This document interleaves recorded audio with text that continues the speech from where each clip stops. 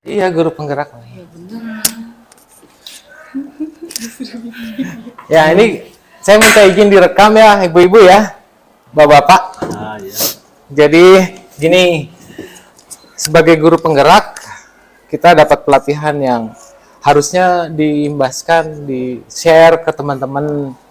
Nah, paradigma guru penggerak atau pendidikan zaman sekarang itu adalah kita selalu berpedoman pada ajaran KHD, Ki Hajar Dewantoro. Yang paling penting adalah bagaimana kita mendidik itu berpihak pada anak. Banyak sekali sebenarnya yang bisa di-share, tapi yang paling relevan ya, tag 2. Jadi dari guru penggerak sudah dapat banyak pelatihan, banyak yang harus di-share, tapi yang paling sudah dapat banyak pelatihan, banyak yang harus di-share, tapi yang paling relevan untuk di-share sekarang itu saya pertama kali berterima kasih pada rekan-rekan yang mau ada waktu di sini. Saya punya gambar ini mencatat supaya saya cepat hafal. Nih, nih kelihatan ya di kamera. Jadi gini,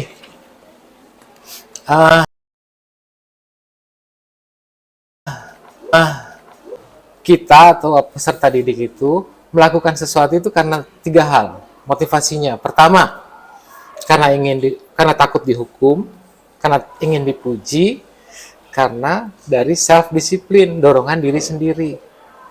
Kalau takut dihukum kita sering lihat. Kalau dia melakukan sesuatu karena takut diomeli bu guru, pak guru. Contoh, terlambat.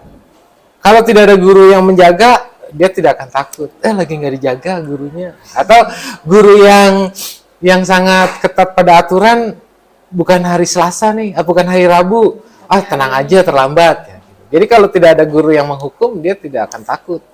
Jadi, dan artinya pelaksanaan tindakan positif atau sesuai aturannya tidak dilakukan karena tidak ada yang menghukum, atau hukuman yang dilakukan itu kadang-kadang tidak konsisten. Kedua, kalau anak-anak itu hanya ingin dipuji, ya seperti saya bilang waktu itu, kalau misalnya Pak Anies, kalau ada anak yang berhasil selalu dipuji. Oh, kamu sekarang udah bisa ya, pintar ya, gitu. Ya terus, tapi giliran Bu Tri nih yang datang, tindakan anak itu sama, tapi Bu Tri lupa memuji. Dia tidak mau lagi melakukan hal positif itu karena tidak dipuji. Yang paling baik itu yang kita usahakan adalah yang ketiga, bahwa tindakan apapun yang dilakukan oleh anak, belajar, menambah ilmu, berkolaborasi, apapun itu karena sudah dari dorongan diri sendiri. Saya melakukan ini karena memang saya menghargai dirinya sendiri, saya harus melakukan ini, harus disiplin, harus menambah ilmu, menambah wawasan, harusnya itu. Nah, itu yang akan saya share tentang itu, dimulai dari pemahaman begini. Kita kan selama ini selalu melakukan reward and punishment, hukuman dan penghargaan. Ternyata kadang-kadang penghargaan itu adalah hukuman yang gini. Ada anak yang dipaparkan nilainya, anak ini 90, si Doni 80, yang tidak disebut merasa dia dihukum. Iya. Jadi lalu apa yang harus dilakukan? Nah, di sini dikenalkan namanya restitusi. Restitusi itu kalau kita kenal di kata itu apa sih, dipajak ya. Restitusi itu mengembalikan si individu kepada kelompoknya itu dengan lebih kuat. Maksudnya begini, kita tidak boleh membuat peserta didik itu merasa bersalah, menghukum, merasa bersalah, gitu. Kalau di sini kadang-kadang peran kita nih, Bu, 5 ini, yang mana? Membuat merasa, kemudian memantau, manajer. Nah, Semua kali. Penghukum, pembuat merasa bersalah, teman, pemantau, atau manajer. Yang jadi gini, penghukum, apa sih bedanya menghukum? Jadi gini, di sini 3 hal yang pernah kita lakukan. Melakukan hukuman, memberi konsekuensi, atau restitusi. Menghukum tuh gini. Anak terlambat. Lalu saya suruh jalan jongkok. Nah, Pak Yuda pernah bilang begini. Jalan jongkok. Itu sebenarnya hukuman. Karena tidak sesuai dia terlambat dengan jalan jongkok itu apa hubungannya? Nggak ada hubungannya.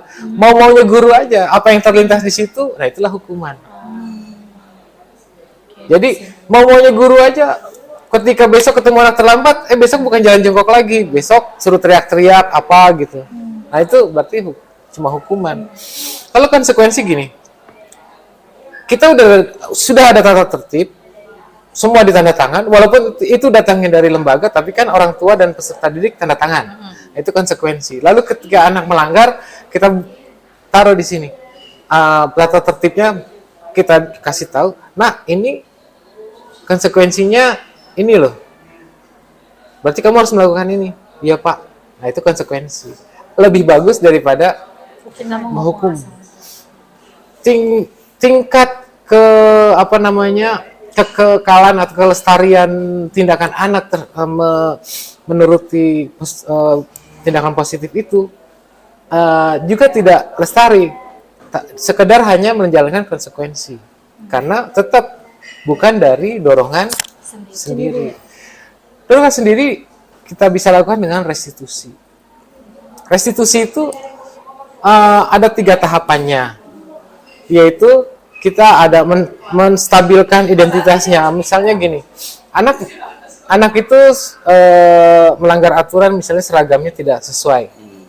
Kita stabilkan dulu apa yang terjadi. Kata-kata pertanyaan-pertanyaannya seperti itu. Setelah distabilkan, lalu kita mendorong anak itu mengakui, memvalidasi bahwa itu salah. Kamu mengakui itu salah kan? Jadi, tapi dengan pertanyaan yang kita formulasikan supaya anak itu harus merasa dirinya salah apa enggak?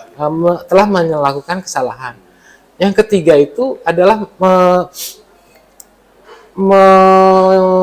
menagih keyakinan dia tentang halnya itu baik, bahwa yang baiknya bagaimana. Ya kan? Nah, terus menawarkan apa yang kamu bisa lakukan. Jadi jangan membuat merasa bersalah. Jadi pertama gini, iya sih, ya bukan kamu aja sih yang melakukan seragamnya begini, ada sih yang lain. Dan ya wajar lah, namanya juga ABG gitu. Nah itu di tingkat pertama restitusi. Kedua, kita harus meyakinkan bahwa itu tetap kesalahan. Tapi nggak ada hukuman nih, nggak ada ngomong. Kita mengajak dialog anak, harus ada terjadi dialog. Yang ketiganya, ketika kita memberi keyakinan bahwa itu sesuatu yang benar itu, berarti kita tanyakan ke anak, apa yang kamu bisa lakukan untuk tidak melakukan ini lagi, atau kalau ini kamu merasa bersalah, andaikan hal ini membuat kamu merasa bersalah, apa yang bisa kamu lakukan supaya kamu tidak bisa membayar ini, mengganti ini gitu, restitusi, mengganti. Oh Bu, saya nanti ini deh 2 hari ke depan saya akan pakai seragam yang lain deh, tidak akan yang ketat-ketat lagi. Misalnya kalau rambutnya dicat anak-anak gitu, laki-laki misalnya ada yang dicukurnya salah. Ya deh, nanti deh saya sepulang sekolah. Nah, kita harus beri kesempatan seperti itu. Nah, ini yang dimaksud berpihak pada anak, dan ini kita sekarang beralih dari tadinya punishment and reward and punishment, lalu konsekuensi, lalu kita beralih metamorfose melakukannya menjadi restitusi. Bagaimana kita melakukannya? Ini yang saya ingin share ke rekan-rekan. Sebenarnya juga di dalam anak melanggar itu atau kita melanggar, sebenarnya ada kebutuhannya yang tidak terpenuhi. Kebutuhan apa? Kalau di biologi, kebutuhan biologis, makan, minum, makan atau membuang feses, berkembang biak, nah itu kan kebutuhan biologis. Tapi ini kan dari psikologi, kebutuhan manusia, bukan makhluk yang lain, tapi sebagai manusia ternyata ada 5 nih kebutuhannya. level lah ya. Multi level. Kalau di bisnis multi level. Jadi kalau boleh nih Bapak Ibu, nanti apa yang kita bicarakan di sini bisa diimbaskan ke teman lain. Tapi perlu tahu dulu, coba nih rumus ini. 3. Kita mulai dari apa tadi? Kita tiga motivasi. Apa aja? Takut dihukum, ingin dipuji, terus dari disiplin sendiri ya. Iya. Nah, terus kita juga melakukan metamorfose tuh, perubahan. Tindakan mengontrol diri orang lain. Sebenarnya kita bisa mengontrol orang nggak sih? Enggak bisa. Nggak bisa ya? Bisa apa nggak? Bisa sih. Bisa ya? Bisa kalau orangnya mau dikontrol. Tergantung dari orangnya tersebut kan mau dikontrol. Kita main gini deh. Ya. Genggam tangannya. Permainannya adalah genggaman ini nggak boleh lepas karena ini sesuatu yang berharga yang kita genggam. Pokoknya nggak boleh lepas. Sekarang teman coba buka. Teman, saya buka punya Pak Anies buka punya saya, di genggamannya. Coba saya buka ya. Ya nggak mau lah. Nggak mau. Lepas. Nggak mau. Nggak akan mau membukanya. Kenapa? Karena kan itu punya sasi blok itu ditaruh di mana ya?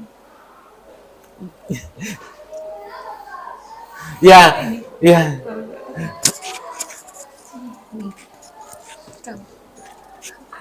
Nah, jadi kita nggak bisa buka.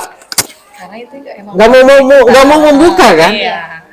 Nggak boleh ada yang mengontrol saya, nggak boleh. Sebenarnya individu nggak ada yang mau dikontrol. Begitu teorinya. Jadi individu tuh nggak boleh dikontrol oleh orang lain. Nggak ada yang mau dikontrol. Karena itu harus semuanya dari diri sendiri. Nah, kalau kita menghukum bisa mengontrol dalam waktu yang tidak terlalu lama. Nanti dia akan melanggar lagi. Kalau konsekuensi lebih lama dikit dari menghukum, tapi sudah jelas konsekuensinya apa. Gitu ya. Yang satu lagi, kalau kita melakukan apa yang terakhir? Penguatan. Restitusi. Yang itu yang terbaik yang harusnya kita usahakan. Restitusi. Menstabilkan. Terus validasi. Memvalidasi kesalahannya. Yang ketiga adalah keyakinan. menanyakan keyakinan. Iya, itu. Mudah-mudahan itu nanti bisa dilaksanakan. Sebenarnya kalau orang melanggar apa tadi? Kenapa orang melanggar? Atau individu atau kita sendiri atau murid melanggar karena Karena ada kebutuhan dasar. kebutuhan dasarnya yang tidak terpenuhi, gagal terpenuhi, yaitu ada 5 apa deh? Ada 5. Ada Kekuasaan, cinta, Cinta, atau ingin diakui, kebebasan, kesenangan, hidup. dan bertahan hidup. Mantap. Mudah-mudahan nanti kita semua bisa mengimbaskan ini ya. Jadi budaya positif di sekolah. Terima kasih Bu Husna, Bu Tri, dan Pak Anies. Siap. Matur